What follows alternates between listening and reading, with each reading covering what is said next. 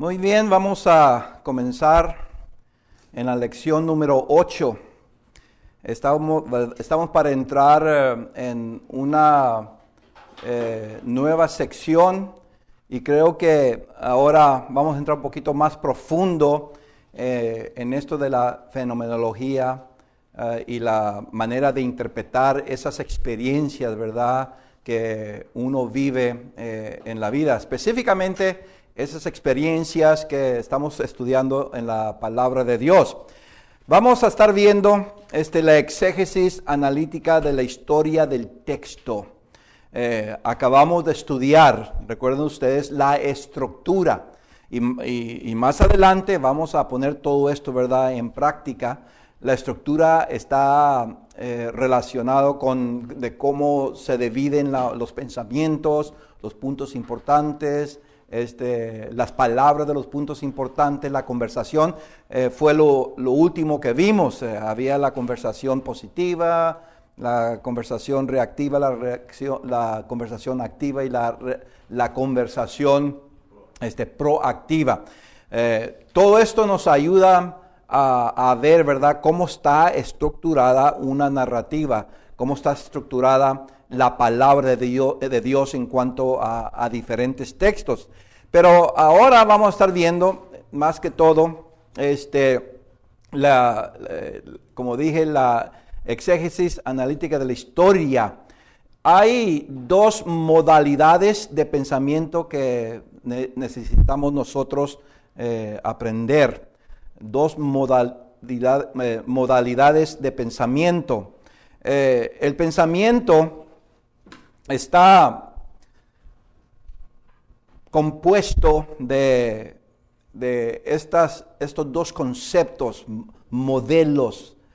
Modalidades quiere decir la manera que se lleva a cabo, vamos a decir, una investigación de los pensamientos, de cómo la mente viene a transmitir ciertas imágenes, ciertas expresiones, ciertas palabras y luego cierto comportamiento. Y para poder entender esto, hay primeramente lo que vamos a llamar el pensamiento paradigmático. El pensamiento paradigmático, y luego la otra modalidad se llama el modo narrativo. El modo narrativo. Y para regresar aquí a la pantalla, noten ustedes que la modalidad paradigmática es la modalidad que comprende lo que vamos a llamar un sistema matemático. Se entiende como lo formal de la mente por medio de la descripción y la explicación. En esta modalidad el pensamiento es como una computadora que tiene la capacidad para descifrar la información.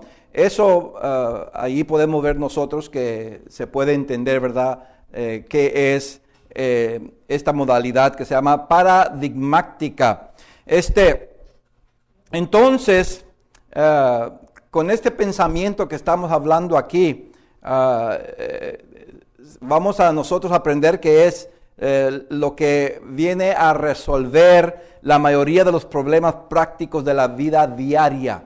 Cuando hablamos nosotros del sistema cognitivo que vamos a ver más adelante, pero cuando estamos hablando de esta modalidad de pensamiento paradigmático, estamos hablando que hay mucha información aquí. Y quiero que hagan una analogía entre el cerebro y una computadora.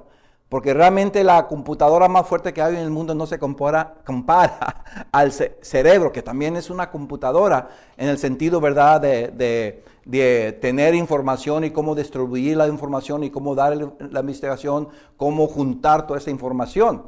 Entonces, el cerebro es como una computadora. Ahí hay figuras, ahí hay muchos valores, hay muchas cosas. Y está todo grabado allí. No podemos nosotros a una vez poner todo así, ¿verdad?, en un plano, vamos a decir, y ver todas estas sentidos matemáticos, vamos a decir, o todos esos puntos que hay en el cerebro. Pero ahí está. Una computadora tiene mucha información y se le llaman bytes. Y hay kilobytes, y hay megabytes, y hay gigabytes. Y son puntitos. Un byte es un puntito de información. Entonces ese puntito de información se junta con otro puntito de información. El segundo puntito de información se junta con otro puntito de información y forma allí palabras o imágenes o ciertas formas de escribir o gráficos. Pero esos bytes es la información que está en la computadora. Cuando nosotros queremos usar cierta información de la computadora, ¿qué le decimos? Bueno, abrimos un programa, ¿verdad? Del programa, abrimos ahí, vamos a decir, el documento Word, Word Document, el documento Word, y ahí comenzamos nosotros a escribir, ¿verdad? Pero hay algunas cosas en Word Document, si yo quiero insertar una imagen, si yo quiero insertar una foto, si yo quiero hacer ciertos dibujos, todo está allí. Lo que tengo que hacer es ¿qué? Acudir el medio para oprimirla ahí a la computadora en el documento Word y le digo insertar, ahí dice ¿qué quieres insertar? Clip art, arte, ¿quieres insertar una foto? Yo le digo una foto, la computadora me lleva ¿qué? Donde están todas las fotos. Yo comienzo a ver todas las fotos ahí, ¿verdad? Y digo, esta foto. ¿Y qué hace la computadora? Agarra esa información y lo inserta allí en el documento. ¡Qué maravilloso!, ¿verdad? Bueno, el cerebro es de la misma manera. Tenemos nosotros mucha información aquí. Voluntariamente yo puedo evocar, yo puedo decirle a mí mismo, quiero esta información. Como este momento, recordé lo que hice el sábado, todo el día estudiar, todo el día estudiar, para una presentación que iba a hacer en la universidad. Bueno, ¿cómo hice eso? Yo voluntariamente busqué en mi cerebro y de repente veo una imagen del sábado, me estoy viendo sentado allí en el hotel, me estoy viendo ahí abriendo los libros, me estoy viendo ahí el PowerPoint. Bueno, yo mismo hice eso, ¿verdad? Entonces, hay en esta modalidad paradigmática toda esta información aquí y yo mismo puedo sacarla. Pero hay a veces que yo no quiero. Nomás acontece por el ambiente. Si uno de ustedes, ¿verdad?, estudiantes, me dice, ¿qué es la fórmula para hacer un análisis de regresión? Que usted no sabe nada de eso. Pero si ustedes me hacen la pregunta, yo inmediatamente, ¿qué hago? En base de su conversación, de su codificación, de que me dan ese mensaje, yo inmediatamente comienzo, ¿qué? Entonces fue influido ¿por quién? Por uno de ustedes a indagar superficialmente o profundamente esa información. A diferencia de la computadora, que toda la información está allí y nunca se borra o es de menos valor, la información en el cerebro a veces sí es así, ¿verdad? Porque yo no me puedo recordar lo que pasó hace 10 o 15 años con mucho detalle. Tengo algo de memoria. La computadora es diferente. Pero el punto es, entonces, cuando hablamos de la modalidad paradigmática, estamos hablando que se entiende como un sistema matemático con muchos puntos que viene a expresarse, ¿verdad?, por medio de la descripción, por medio de la explicación. Se describen los pensamientos y se explican los pensamientos. Muchos de ustedes tomaron mi curso de consejería pastoral. ¿Se acuerdan que cuando hacemos nosotros que queremos saber información de un paciente, de un cliente, comenzamos a hacer las preguntas circulares? ¿Se acuerdan las preguntas circulares? Hay dos cosas: cómo extraer esos pensamientos y hacer un análisis y una interpretación. Que preguntarle al cliente, ¿qué? Al paciente, preguntarle, explícame lo que estás diciendo. No nomás me digas, pues mi esposo se enojó conmigo. Ok. Hay millones y millones de información en mi mente, en la mente de muchos, de cómo es eso que mi esposo se enojó, que el esposo se enojó con la esposa. Entonces, ¿qué hace uno con el paciente? Explícame eso. Explícame qué quiere decir con eso. Y comienza a explicar. Pues es que estaba aquí, estábamos en la casa, y luego allí de repente estaba él viendo la televisión, y yo estaba cocinando, y la comida estaba lista, y le dije, ya está lista la comida, pero él estaba tan apegado en el soccer que no me puso atención, y me enojé, y ahí hubo una discusión. Ok, ¿se fijan ustedes? De solamente decir, ¿en qué te puedo servir? ¿Qué ha pasado? Pues mi esposo se enojó. Es que es muy superficial. Queremos nosotros sacar de esa computadora del cerebro, ¿qué? Esa información por medio de la explicación. Eso es lo que estamos hablando del modo paradigmático. Está todo allí. Nosotros tenemos que tratar de extraer esa información. O lo hacemos por medio de la pregunta descriptiva. Descríbeme. Porque una vez que ya da la información de cómo se enojaron y que estaban comiendo, ahora descríbeme las emociones. Descríbeme qué estaba pasando. Quiero ver yo exactamente qué pasó. Oh, pues él se alteró y comenzó a brincar y a hacerme así y me amenazó y comenzó a salirse para afuera. ¿Ahora qué? Está describiendo lo que estaba aquí. ¿Ven? Ese es lo que llamamos nosotros la modalidad paradigmática. Pero además, noten ustedes en la pantalla, hay la modalidad de la narrativa, en el modo de pensamiento narrativo, es el tipo de pensamiento, yo creo que más antiguo en la historia humana. Antes de escribir, como hemos dicho, los pensamientos se hablan. Entonces el pensamiento narrativo consiste en contarse la historia, la persona a sí misma repetidamente. Y lo mismo se lo hacen a otras personas. Estas historias narradas construyen un significado con el cual nuestras experiencias adquieren sentido. Entonces, estas historias que nosotros tenemos en la mente, son experiencias que se graban aquí, recuerden. La construcción del significado, noten lo que digo, la construcción del significado de una experiencia, surge lo que llamamos nosotros la narración. Y de allí vienen cómo nosotros actuamos nuestra historia. Ok, ¿qué vemos nosotros? ¿La construcción de qué? Del significado de la experiencia. Tenemos una experiencia. ¿Se construye qué?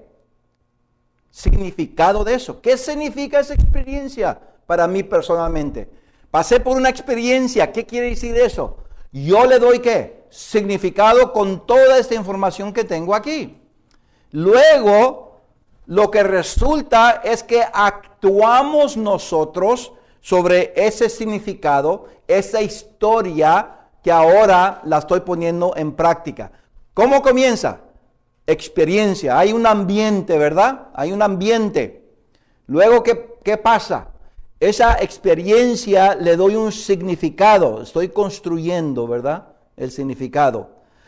Una vez que ya tenga significado de esa experiencia, ¿qué hago? La actúo. Comienzo a actuar de acuerdo a esa experiencia que le di el significado. Y la vuelvo a repetir esa historia. Es como cuando uno cuenta a los niños historietas, ¿verdad? Cuando están bebés o les cuenta uno la historia y la repite y la repite y la repite. Bueno, cuando hablamos nosotros de la modalidad narrativa del pensamiento, es que nosotros estamos, ¿qué? Actuando esa historia una vez, dos veces, la repetimos, la repetimos, la repetimos, que realmente ya viene a ser un comportamiento. Como es la historia que se está repitiendo, yo me comporto. Como le he dado el significado a esa historia, es como yo me vengo a conducir en la vida. Eso se le llama, ¿qué? El pensamiento narrativo, donde viene estas historias a formarse en la mente. Las historias en la narrativa pueden ser verdad, es decir, experiencias reales, actividades en las cuales la persona se involucra en el intercambio con su ambiente personal. Yo creo que eso ya hemos estudiado algo de eso y no hay ningún problema.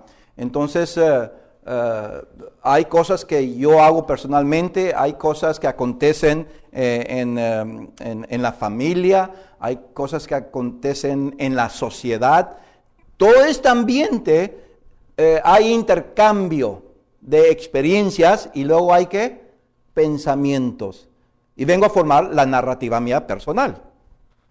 ¿Esta la puedo yo hablar o la puedo qué? Escribir. Bueno, normalmente nosotros en las relaciones humanas lo que hacemos es ¿qué? Hablarlas. En la Biblia, las interrelaciones entre el ambiente personal, familiar, social, se escribían. Lo que tengo que hacer yo como intérprete es ¿qué? Darle una interpretación al sentido de la experiencia del que escribe. Para que sea entonces la narrativa histórica del escritor, del narrador, y no la mía. Esto lo vamos a ver un poquito más adelante. Entonces, las historias son, como dije, reales, verdaderas y literales.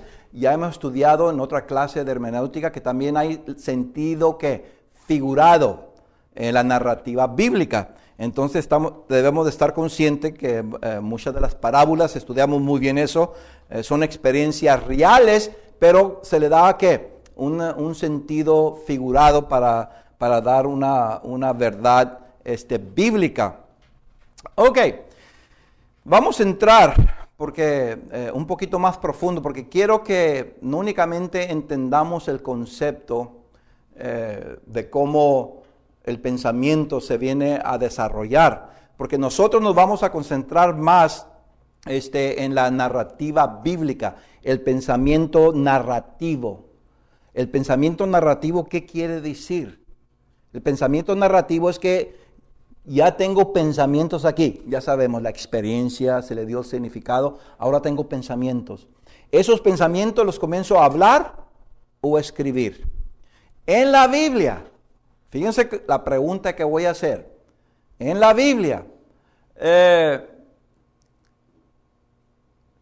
se habla lo que se piensa y o se escribe lo que se piensa. Se escribe. Piensen, fíjense ustedes. Hablando de toda la Biblia, quiero que piensen. Antes que se escribiera ahí, ¿se habló el pensamiento? ¿O lo que está ahí escrito nunca se habló? ¿Todo se habló? ¿O mitad y mitad? ¿Será? Fíjense, miren. Es que no hacemos nosotros esta diferencia y es muy importante. Quiero que entendamos esto desde aquí, ¿verdad? A partir de este punto, porque después no va a tener sentido cuando entremos en lo práctico. Hay ocasiones donde el profeta estaba hablando y dice, Isaías habló al pueblo. ¿Y comienza qué? Bueno, él no está hablando y escribiendo simultáneamente, ¿verdad? Está hablando.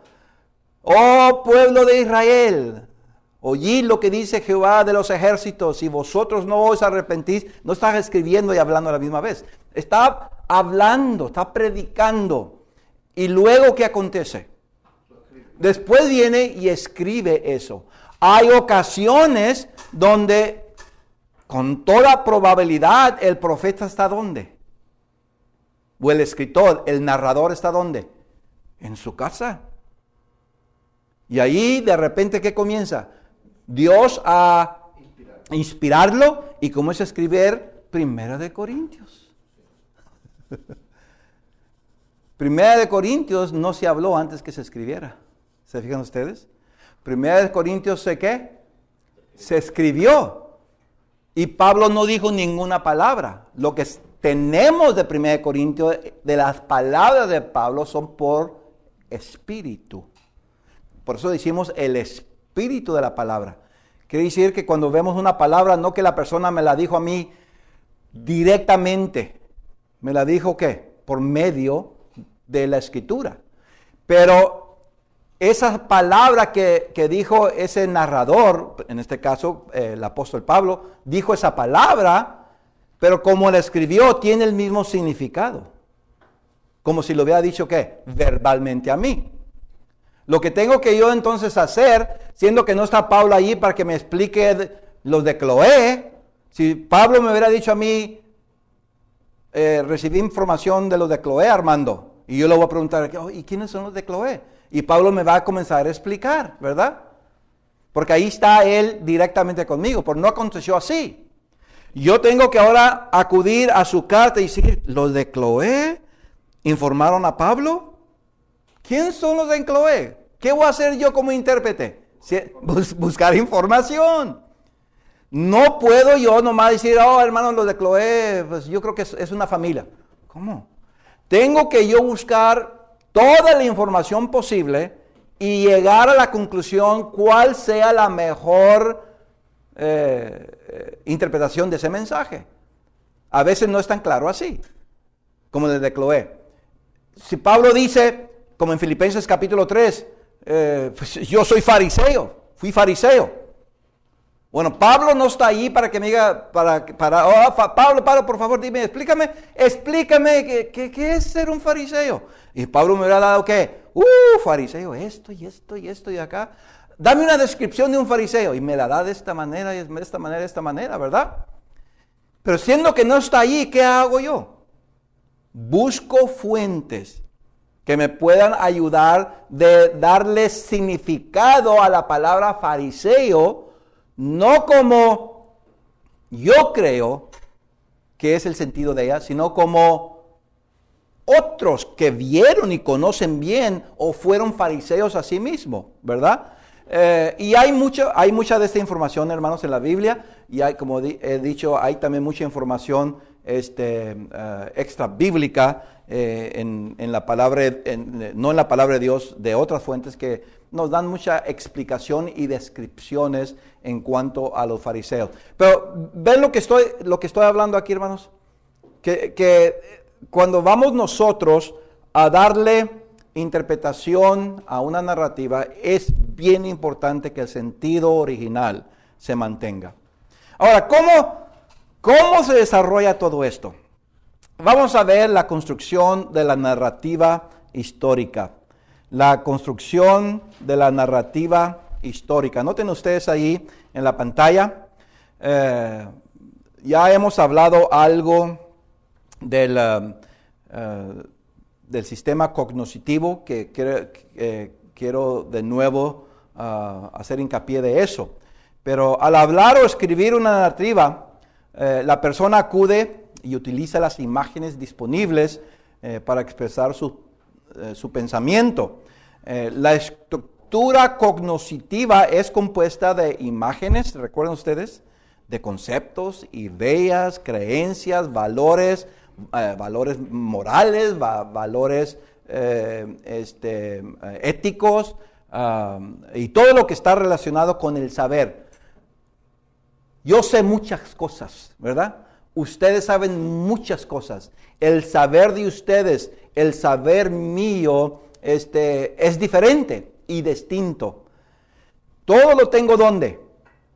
En mi cerebro, en mi mente. Entonces, hermanos, en la hermenéutica fenomenológica, la concentración, el enfoque para la interpretación del texto bíblico está bien enfocado, bien concentrado en el pensamiento narrativo. ¿Qué es lo más importante para interpretar un texto, una narrativa? ¿El significado de quién? ¿Cognoscitivo mío o el significado cognoscitivo del narrador? Del narrador, ¿verdad? Ok. Entonces, así que la mente va construyendo innumerables imágenes, las cuales tienen un sentido particular y un significado personal.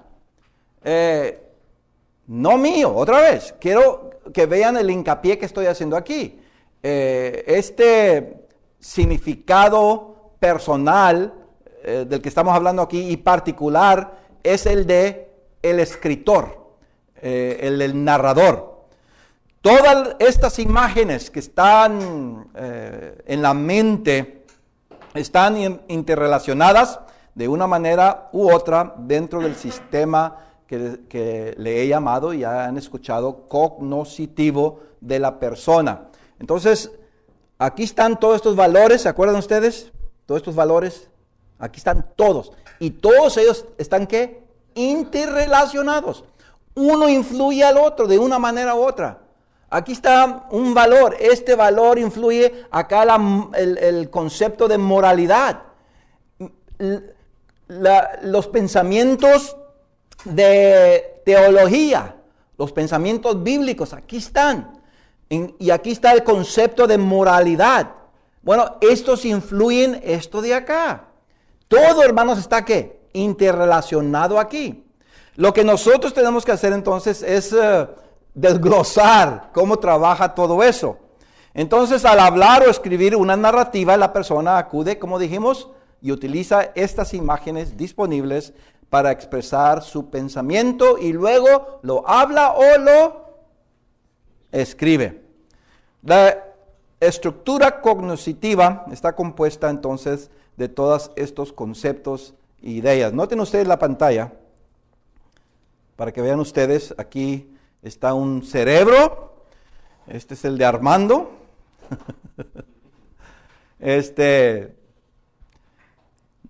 recuerdan ustedes esta presentación, verdad? En diferentes partes del cerebro, ahí está el pensamiento, que la Biblia es inerrante. La Biblia es la palabra de Dios. La Biblia es guía para salvación. Hay tantos pensamientos, hermanos. Si yo les preguntara a ustedes cuántos pensamientos tienen ustedes en cuanto a la Biblia, háganme una lista. Les garantizo que todas las listas, aunque algunos van a ser igual, ¿verdad? Los pensamientos, pero va a haber muchos diferentes de cada uno de ustedes. Otro pensamiento, el hermano o la hermana me cae muy mal o me cae muy bien. ¿Cómo se califica y cómo viene a ser la cualidad de malo o bueno de ese pensamiento? ¿Cómo deduje que este hermano o esta hermana es buena y esta hermano o hermana es muy mala y buena? ¿Cómo deduje? Hay muchos pensamientos que están interrelacionándose para que yo llegue a esa conclusión. Entonces, vengo a conectar este pensamiento cuando veo al hermano, y este pensamiento mío hace un cierto juicio, y ahora pongo otro pensamiento acá del hermano. No me cae muy bien. Veo a otro hermano acá, mira, y tengo ciertos valores míos. Un valor mío es que si habla con respeto, buen hermano, ese es mi valor. Si este hermano me trata con amor y con sinceridad, ese es buen hermano. Entonces yo tengo mis valores que vienen a influir, ¿qué? En la determinación de esa experiencia. Ahora viene a juntarse, ¿qué? Otro pensamiento acá. Este hermano es bueno. Este hermano es no muy bueno, este es malo. Y ahí está todo, hermanos. Ahí está todo. Y luego yo quiero hacer, ¿qué? Una interpretación del texto bíblico que esa persona, Pablo y todos pasaron por el mismo, ¿qué? Por ese mismo proceso. Lo que ha hecho Dios es usar, ¿qué? El sistema cognoscitivo de los escritores, pero haciendo, ¿qué? Contrastes, influyendo en contra de aquellos pensamientos que no son de acuerdo a los pensamientos de Dios. Entonces acá están los pensamientos de Dios. Esos sí, hermanos, están perfectos, ¿verdad? Esos son perfectos. Esos pensamientos de Dios, y aquí están mis pensamientos, ¿verdad? Dios tiene que influir de una manera que mis valores, mis imágenes, mis creencias, mi teología, mi filosofía, mi psicología, sea lo que sea de acuerdo a los pensamientos de Dios. Entonces Dios viene e influye al escritor bíblico. Muy diferente, estudiamos, ¿se acuerdan? Como que es inspiración, y si nosotros somos inspirados iguales que los apóstoles o los escritores de la Biblia. Ya estudiamos eso, no hay para qué entrar en ello. Ya somos expertos en ello. Pero Dios inspiró. ¿Qué quiere decir eso? Puso sus palabras, sus pensamientos, ¿dónde? En la mente del escritor. Cuando el escritor, sea Pablo, Pedro, los fariseos, Nicodemo, Moisés, sea quien sea, cuando sus valores de esas personas bíblicas están en contraste, en diferencia, cuando no están de acuerdo con los pensamientos de Dios, ¿qué hace Dios? Los influye para que los cambie. Por eso dijo Pablo que nosotros tenemos la mente de Dios. ¿Ven ustedes lo que hizo Dios? Porque Dios quiere entonces que cuando se escriba, hermanos, la narrativa bíblica, lo que está allí son pensamientos ¿de quién? De Dios. A último, hermanos, tenemos que nosotros interpretar los pensamientos también ¿de quién? De Pablo, y cómo Dios influyó esos pensamientos cuando los escribió. Porque Dios está viendo la mente de Pablo. Y si en la mente de Pablo, por sus experiencias, tiene ciertos criterios o pensamientos que es ser fariseo, ahí están. Entonces Dios dice, sí, ese es un fariseo de acuerdo a la experiencia de Pablo. Dios no va a molestar esa experiencia, pero la va a usar para que explique lo que él es. Cuando Mateo, Lucas, Juan usan la palabra fariseo, ellos están usando ¿qué? ¿Cómo ellos percibían que es un fariseo? ¿Se acuerdan del fariseo y el publicano? ¿Verdad? Los que fueran a orar al templo y todo eso. Ok, ¿cómo se llegó a esa conclusión? Alguien vio eso. Alguien sabe, ahí está su saber, perfectamente esa experiencia cuando la observó. Y vemos que había muchos que tenían que esa misma experiencia en cuanto a los fariseos. Entonces, lo que hace Dios cuando inspira a una persona, no le dice, no, estás equivocado en cuanto a los fariseos. Si está correcto, la deja. Para que el escritor entonces me explique a mí, este es un fariseo. Y si Dios no intervino en cambiar ese pensamiento, que es un fariseo, entonces es una verdad. Es una narrativa literal, es una narrativa, hermanos, que se debe de aceptar. ¿Ven cómo estamos trabajando aquí con la mente, hermanos? La mente de Dios, la mente del escritor y mi mente. En la interpretación fenomenológica, ¿con cuántas mentes estamos tratando? En la fenomenología bíblica, La interpretación, ¿con cuántas mentes estamos tratando? ¿Una? ¿Dos? ¿Tres? ¿Cuatro? Va a depender. Generalmente es la mente de Dios influyendo a la mente del escritor. Y luego mi mente interpretando. Son tres. Pero ya cuando entro a la narrativa, ¿entro a qué? A la mente de los que están codificando y decodificando. Ya podemos añadir cuántas mentes más que tenemos que tratar.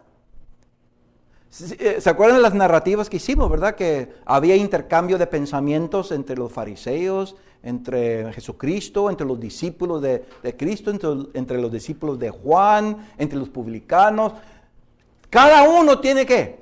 Su propia mente y usó esa mente para interrelacionarse con los otros personajes en la Escritura. Entonces, ¿con cuántas mentes trata uno en la narrativa bíblica? Por lo menos son tres. Por lo menos son tres. Pero ya cuando entramos a la interpretación bíblica, oye, hermanos, depende. Si tomamos del versículo 1 al 10, y ahí hay como 4 o 5 personajes interrelacionándose, pues ya le añadimos a los tres ¿qué? El pensamiento de Dios que inspiró a Mateo para escribir esto, y luego lo que está escrito ahí, hay estos personajes, ya son muchas mentes. ¡Wow! Esa es interpretación fenomenológica. La interpretación de la narrativa bíblica. ¿Se fijan ustedes? Ok. El sistema cognitivo. Vamos a ver. Noten ustedes ahí en la imagen, en la pantalla, el sistema neurológico.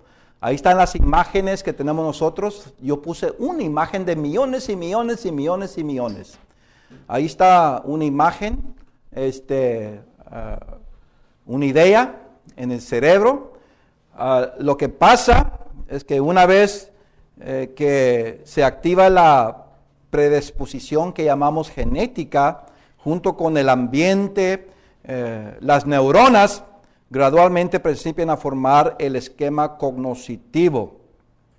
Entonces, en las diferentes etapas de la niñez, cuando estábamos de niños, cuando llegamos a adolescentes y luego llegamos a adultos, el esquema se hace más y más fuerte y más estable con la edad. Entre más nos interrelacionamos nosotros con el ambiente familiar, personal, social, lo que va aconteciendo que se está formando el esquema cognitivo. Entonces, vemos allí en la pantalla que una vez que la experiencia acontece, las neuronas, lo que le vamos a llamar transmisores, mandan ese mensaje a diferentes partes del cerebro. Una vez que ya la experiencia y las neuronas mandan esa imagen a diferentes partes del cerebro, ahí se queda. Ahí se queda. No hay tiempo para entrar en esta clase donde están la construcción de las diferentes actividades del cerebro, de las 4 partes del cerebro. Podemos decir 5, pero las principales son 4. ¿Qué actividades se graban, se almacenan allí? ¿Qué actividades, qué puntos, qué pensamientos se almacenan aquí, en este lado, o acá abajo, o acá abajo? Oye, eso es fascinante, porque todo eso se está acumulando ahí, almacenando, y cuando yo necesite acudir ahí, rápido el cerebro, hermanos, viene a hacer ¿qué? Una actividad. Y luego le doy ¿qué? Una interpretación a esa experiencia, ya le di el significado, ahora ya tengo algo grabado aquí. Entonces, a nivel neurológico, el hombre aprende innumerables cosas que por medio del medio ambiente, la educación, aún el autoaprendizaje viene a influir, ¿verdad? Lo que tengo aquí en la mente. Los valores morales y religiosos son productos del ambiente familiar, social y educativo. Todos estos han pasado por un proceso cíclico de la interpretación. Entre más se estudia y se escudriña estos valores por los medios ambientales, más se fortalece el esquema cognoscitivo por la actividad neurológica. Bueno, dije mucho ahí, ¿verdad? Lo que quiero decir, esa es la génesis de los pensamientos. La génesis, cómo trabaja el cerebro y cómo se graban en ciertos lugares del cerebro. Lo que acontece es que cuando yo leo una escritura, tengo que estar preguntándome que mi sistema cognoscitivo que se ha desarrollado por muchos años no venga a influir en el sistema cognoscitivo del escritor, especialmente aquellos pensamientos que Dios alteró o cambió en los escritores. No puedo yo poner en la escritura no puedo yo interpretar de las escrituras un pensamiento que no existe. Pero posiblemente existe ¿para quién? Para mí. ¿Por qué nosotros no usamos leche en la cena del Señor? ¿Qué hay de mal? ¿Está buena? ¿Es buena la leche? No hay nada mal en leche. Absolutamente no hay nada mal. Es buena, me gusta. Y más si le echo un poquito de chocolate, pues, y de ahí puedo participar en la cena del Señor. Pero otra vez, ese es mi sistema cognoscitivo. Yo no puedo decir, ok, si no hay jugo de la vid, ¿qué hago? ¿Uso manzana? ¿Uso de pera? Ese es el significado cognoscitivo que tiene Dios, que permitió de los escritores. Que si no hay eso, ¿sustituyo algo? ¿Querrá Dios que sustituya yo algo cuando Él no ha dicho nada? ¿Ven, hermanos? Para mí, pues tengo que beber algo. Tengo que beber algo. No hay uvas, no hay nada, que es algo imposible ni en este tiempo ni en los tiempos antiguos. Y yo tengo las evidencias, pero muchos piensan que sí. ¿Qué si no hay? Pues puedo sustituir algo. No, yo creo que Dios prefiere, si no hay algo, no lo hagas. Yo entiendo. Pero no hagas algo que no te he dicho, porque entonces no entiendo lo que estás haciendo. No está bien. ¿Ven la diferencia, hermano? Yo creo que Dios tendrá más misericordia. Cuando dice Dios, pues no había jugo de la vid. Y mejor no participe. No voy a sustituir jugo de pera, porque jugo de pera no tiene ningún significado bíblico, ¿verdad? No, nada absolutamente. Y no puedo yo hacer eso, Dios. Y Dios, ¿qué creo yo va a decir, hermanos, para mí? Está bien, entiendo. Pero ahí estoy con el jugo de la vid, con el jugo de pera, ¿verdad? Oye, esa es otra cosa. Ven, hermanos, lo que estoy diciendo, ese es mi sistema cognoscitivo, que nunca deje mi razonamiento interfiera en pensar que eso es lo que pensó el escritor o que Dios le ayudó a pensar de esa manera. No puedo yo alterar los pensamientos de Dios, porque Dios no alteró los pensamientos del escritor, solo que él sabía que estaba equivocado el escritor. Esa es la manera que estamos hablando aquí. Entonces, como intérpretes, hermanos, tenemos toda la responsabilidad de dar significado a las imágenes expresadas en palabras de las personas que escriben y no las nuestras. En la siguiente clase vamos a ver un poquito más cómo nosotros podemos llegar a ese punto.